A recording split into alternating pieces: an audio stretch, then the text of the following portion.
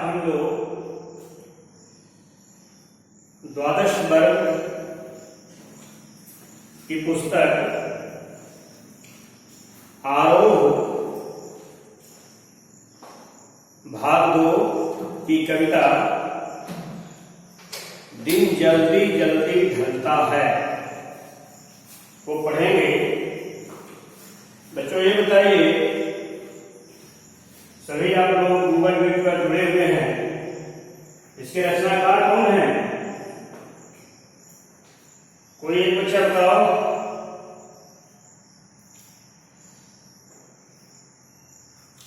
एक बच्चा कोई बताइए। दिन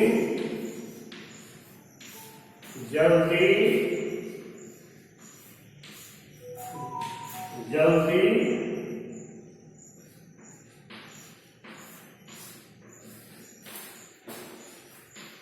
ढलता है।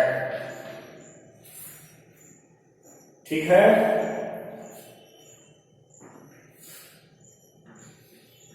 शीर्षक यानी कविता जो हम लोग पढ़ेंगे वह है दिन जल्दी जल्दी ढलता है। कवि हरिवंश राज बच्चन जी हैं। ठीक है, जैसा कि हम लोग पूर्व की कविता पढ़ने के क्रम में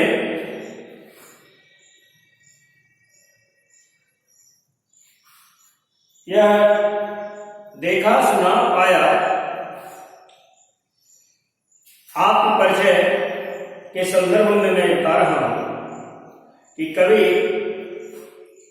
अपना परिचय सांसारिक गतिविधियों को ध्यान में रखकर देता है, यानी कवि का लक्ष्य क्या है। यह जो कविता है दूसरा भाग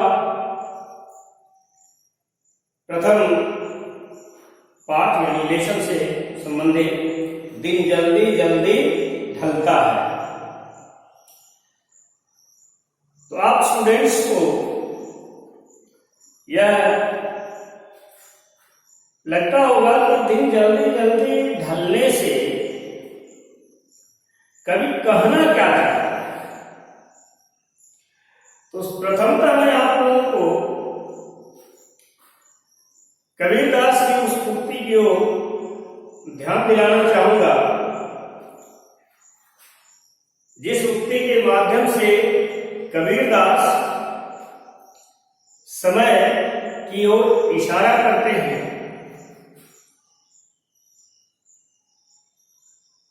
बच्चों को ही नहीं समग्र मानव जाति को यह संदेश देते हैं कि समय का पाबंद बनो, समयबद्ध कार्य करना सीखो।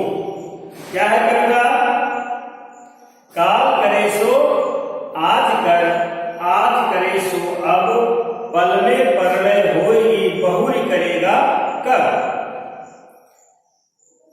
तो देखिए, यानी कवि कहता है प्रतिपल आप अपने आप को इस रूप में स्थापित कीजिए, गतिविधि से जोड़िए, क्रियाशील बनिए कि एक पल भी आपका यूं ही नष्ट न होने पाए, समय बर्बाद न होने पाए। यानी समय की कीमत, समय की मर्यादा, समय का मूल्य कवि बताता है। यहां पर भी कवि कहते हैं दिन में जो हमारी दिनचर्या है, हम अपनी दिनचर्या को मानवेतर प्राणियों से यानी मानव से अलग, मानव से इतर प्राणियों को ध्यान में रखकर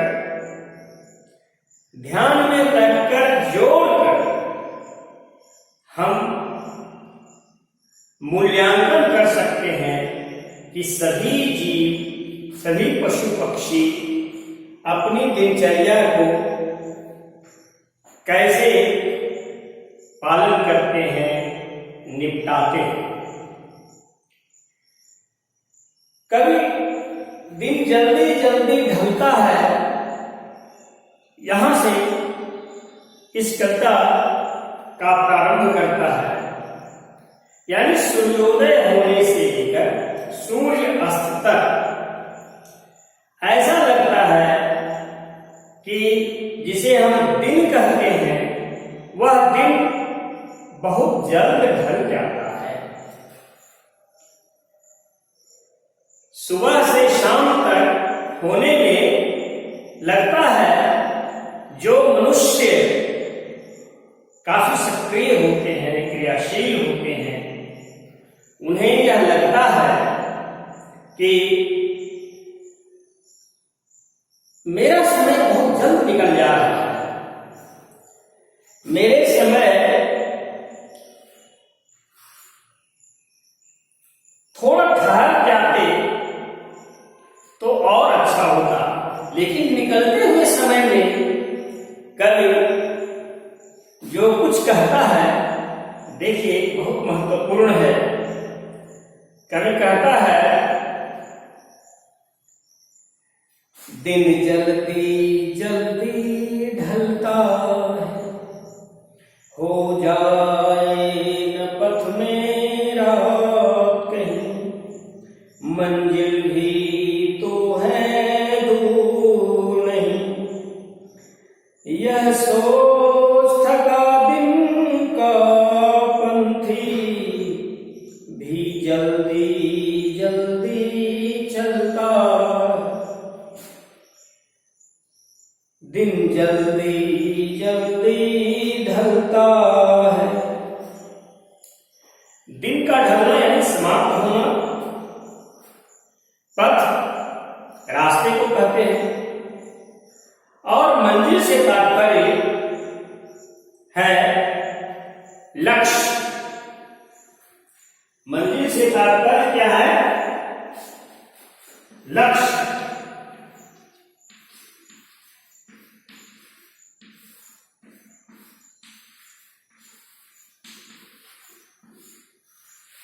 अब यहां देखिए एक शब्द आ गया,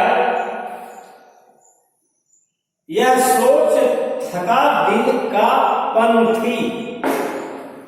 यह सोच थका, थका में थकना, पंथी दिन का पंथी, यात्री। ठीक है, यानी दिन में जो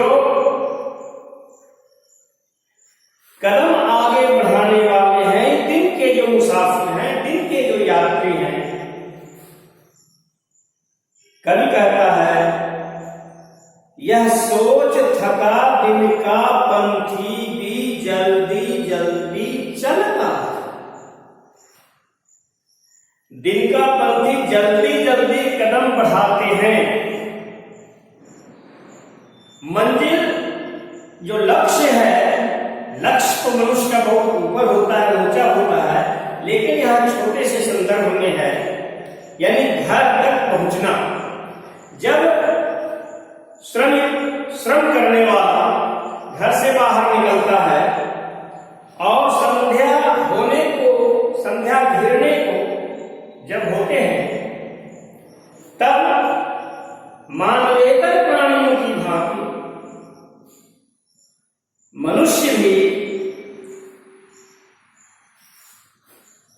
अपने घर की ओर कदम बढ़ाता है। दिन जल्दी जल्दी ढलता है, हो जाए न पथ में रात कहीं। यानी रात का जो अंधकार है, रात का जो अंधेरा है, वह होने के पूर्व ही बटोही पंथी यात्री अपने घर पहुंच जाना चाहता है। ठीक किस तरह से? पक्षी की तरह से। इसलिए कि कहीं रास्ते में रात न हो जाए। मनुष्य के मन में यह कल्पना होता है, रात से तात्पर्य अगर हमारे जीवन में कुछ घटनाएं घट गई तो घर पर जो मेरे आधार को बनाकर जो आश्रित हैं, मेरे ऊपर जो आश्रित हैं, उनका क्या होगा। अगर एक छोटी सी घटना घट गई, यानी मेरा मंजिल यह है कि मेरे ऊपर जो घर में आश्रित हैं, उन आश्रितों को भी अपने लक्ष्य तक पहुंचाना है। इसलिए कवि कहता है, यह सोच थका दिन का पंथी भी जल्दी जल्दी चलता है। जो दिन का यानी बहुत श्रम करने वाले,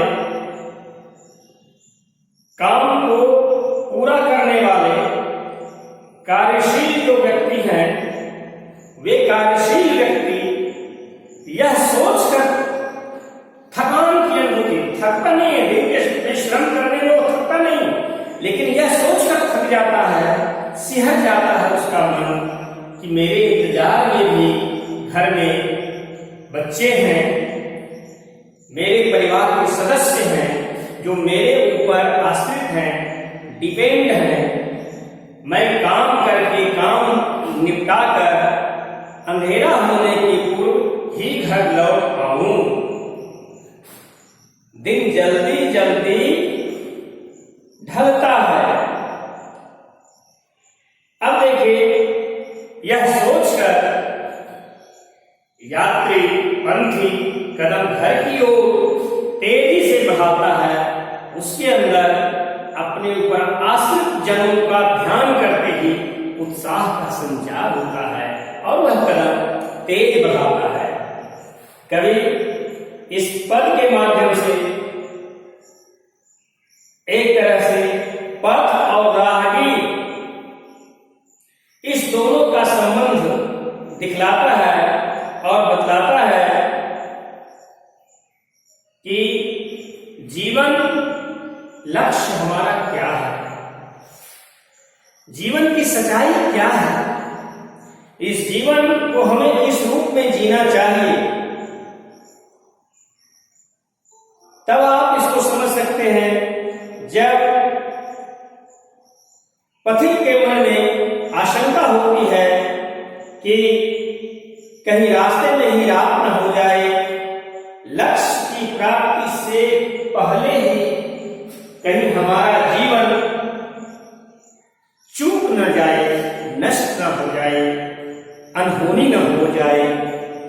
अब देखिए, इसीलिए कवि निकट जैसे जैसे पहुंचता है घर के पास, उसके कदम यानी और तेज हो जाते हैं।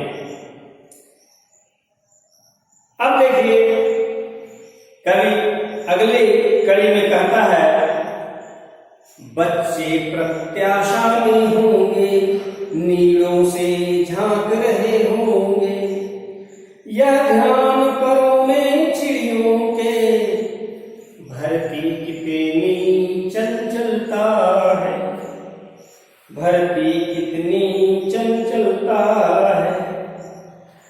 अब देखिए, जो चिड़िया है, खासकर जो चिड़िया माता है, यानी मादा चिड़िया है, वह अपने घर के चूजे के लिए, बच्चे के लिए भोजन लाने की तलाश में बाहर निकलती है, दूर तक जाती है, श्रम करती है, भोजन जुटाती है और शाम ढलने के पूर्व अपने घोंसले तक पहुंच जाना चाहती है। क्योंकि अपने बच्चे के प्रति उसके अंदर ममता है, ममत्व है, इसलिए कवि कहता है, बच्चे प्रत्याशा में होंगे, नीड़ों से झांक रहे होंगे। नीड़ कहता है कवि, यानी घोंसले।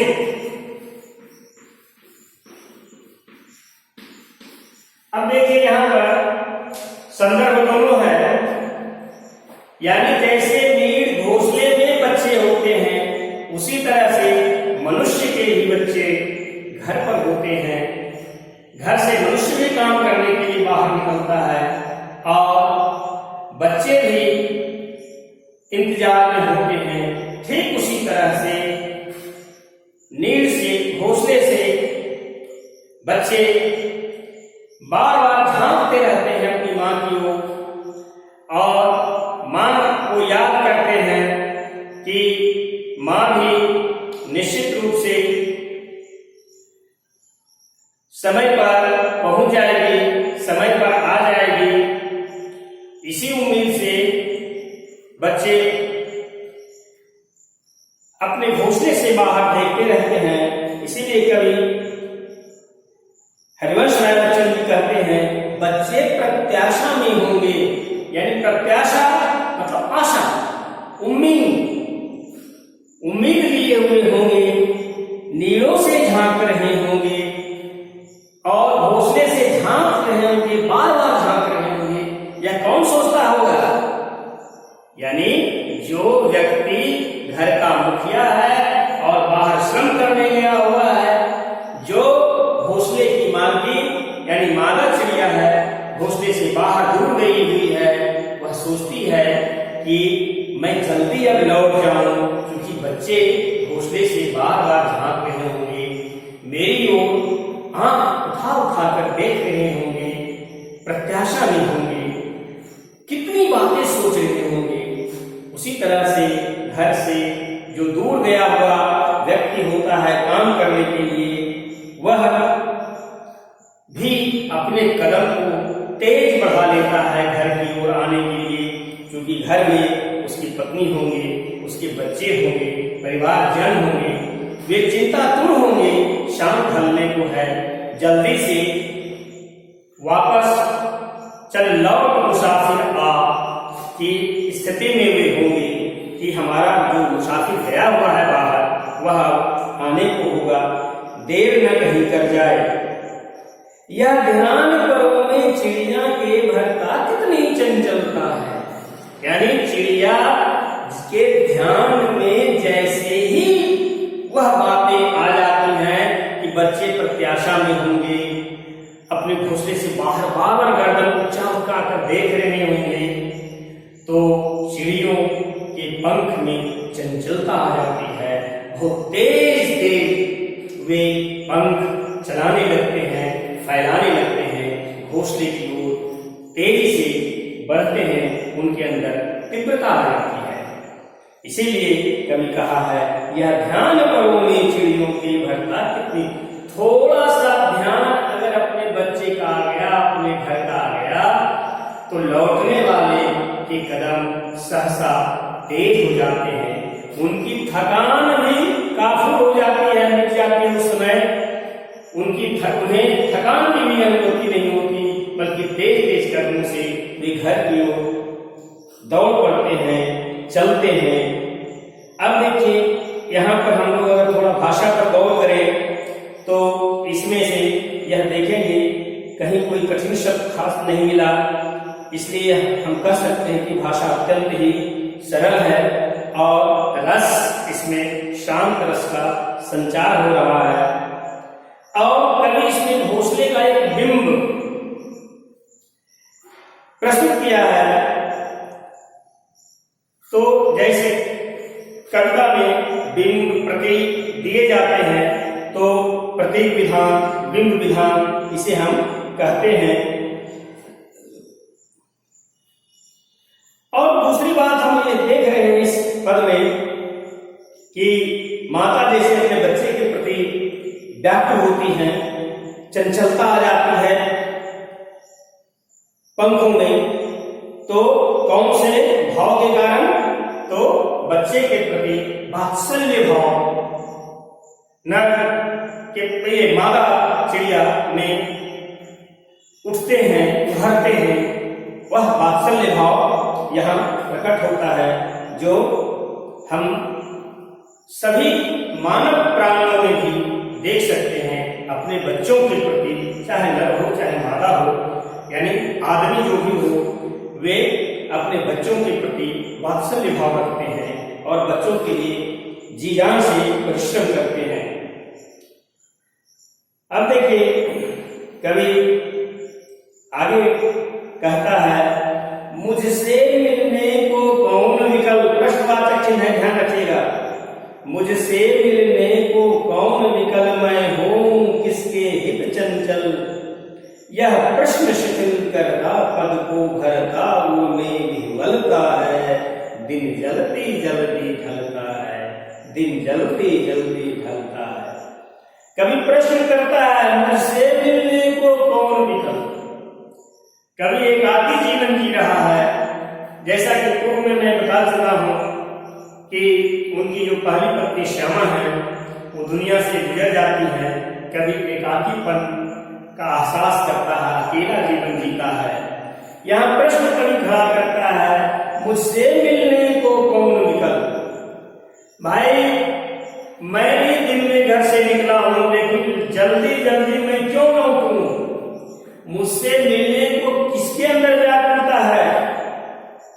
न तो मेरे घर पर कोई प्रियतमा है, न घर पर मेरे कोई बच्चे हैं, तो मुझसे मिलने को कौन विकल, मैं होऊं किसके हित चंचल।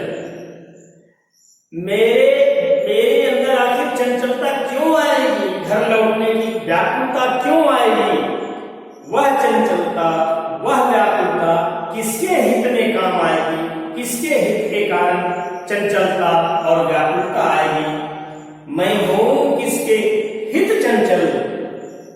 यह प्रश्न शिथिल करता पद को भरता, उनमें विह्वलता है। अब देखिए यहाँ पर बहुत गौर करने की जरूरत है।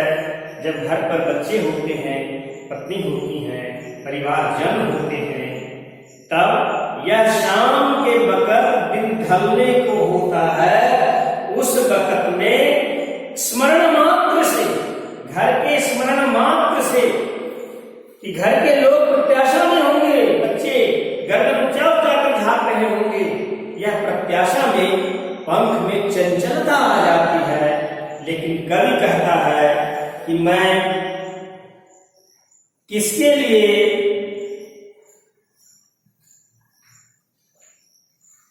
चंचलता लाऊं, किसके लिए मेरा हृदय में चंचल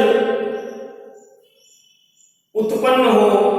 बल्कि यहां पर देखने की जरूरत है कि कवि बहुत सुंदर कहता है, यह प्रश्न शिथिल करता पद को भरता, उनमें विह्वलता है।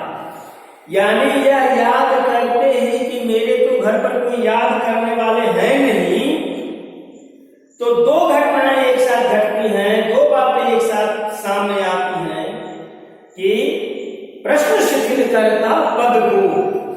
जैसे ही कवि के मन में यह भाव आता है तो प्रश्न खड़ा हो जाता है, और वह प्रश्न क्या करता, उनके पैरों की चाल को शिथिल कर देता है, और साथ ही भरता उर में विह्वलता है। यानी हृदय में व्याकुलता आ जाती है, हृदय विह्वल हो जाता है, यानी बेचैन हो जाता है, दुख समा जाता है, कभी दुखी हो जाता है। यानी इस माध्यम से कवि कहता है कि दिन का अवसान तो अपने क्रम को नहीं छोड़ सकता, क्रम को नहीं तोड़ सकता, उसके तो क्रम रहेंगे ही। और वह ढलने के समय ऐसा बोध भी कराता है कि शीघ्रता के साथ उसके ढलान भी है। लेकिन प्रियजन न होने के कारण कवि किसके लिए शीघ्रता दिखाए।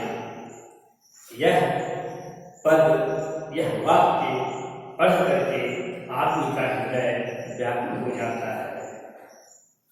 कवि के दुखों के साथ आम जन, आम पाठक, आम श्रोता जुड़ जाते हैं कि सचमुच में कवि कितना सुंदर कहता है कि घर पर आवश्यकता होती है प्रियजन की, और प्रियजन से एक ताकत मिलती है, एक उत्साह का संचार होता है, हमारे पैर में चंचलता आती है, हमारे मस्तिष्क सुंदर सजग होते हैं। इसीलिए कवि कहता है, अपने जीवन को जोड़कर कि देखो मैं व्याकुल हो जाता हूँ, मेरे पैर शिथिल हो जाते हैं क्योंकि घर पर कोई मुझे याद करने वाला नहीं है, इसलिए मैं किसके लिए व्याकुल हूँ। अब देखिए इसमें कवि अपने भावों की अभिव्यंजना बहुत सरल विधि से की है, अपने दुखों को प्रकट किया है। कवि के मन में प्रश्न उठता है कि उससे मिलने के लिए भला कौन उत्कंठित होकर प्रतीक्षारत होगा, आखिर वह किसके लिए तेजी से घर जाकर मिले। साथ ही इस पूरे पद को देखिए, पूरी श्रृंखला को देखिए, इसमें तो एक बात और इसमें जो आती है कि मैं होऊं किसके हित चंचल, यानी अपनी पत्नी के संसार से चले जाने पर जो मैं बता रहा था आप लोगों को कि कभी एक आखिरी जीवन बिता रहा है, इसलिए जल्दी जल्दी घर पहुंचने के उत्साह कवि में नहीं है। इसे बार बार याद रखने की जरूरत है, ध्यान रखने की जरूरत है। इसलिए कुल मिलाकर इस कविता के माध्यम से कवि अपने जीवन का एक पक्ष पाठकों के सम्मुख रखता है कि जीवन रहस्य को समझना चाहिए। जीवन में अनेक तरह की विडंबनाएं आती हैं, अनेक तरह की व्याकुलताएं आती हैं, अनेक तरह का संत्रास पैदा होता है। इसलिए वैसी स्थिति में हमारे उत्साह कमजोर पड़ जाते हैं, हमारे अंदर चंचलता का ह्रास होता है। जब परिवार भरा पूरा होता है, घर में बच्चे बिहसते रहते हैं, तो वैसी स्थिति में कवि यह कहता है कि मेरे जीवन में कोई नहीं है, पूरा जीवन है, एकाकी जीवन है। इसलिए दुख क्या करते हैं तो निश्चित रूप से हमें कमजोर बनाते हैं। पारिवारिक सुख बहुत बड़ा सुख होता है और पारिवारिक दुख मनुष्य को कमजोर बनाता है। इसलिए वैसी स्थिति में भी हमें एक उत्साह का संचार करते रहना चाहिए। कवि के दुख के साथ हम अपने दुख को जोड़कर देखते हैं। यह कुल मिलाकर बच्चन जी की कविता हम लोग अपने वर्ग में अब समाप्त करते हैं और यहीं पर विराम देता हूँ। आत्मपरिचय और दिन जल्दी जल्दी ढलता है। बच्चन जी की यह कविता अब समाप्त होती है। इस तरह से एक पाठ पूरा हमारा होता है। धन्यवाद।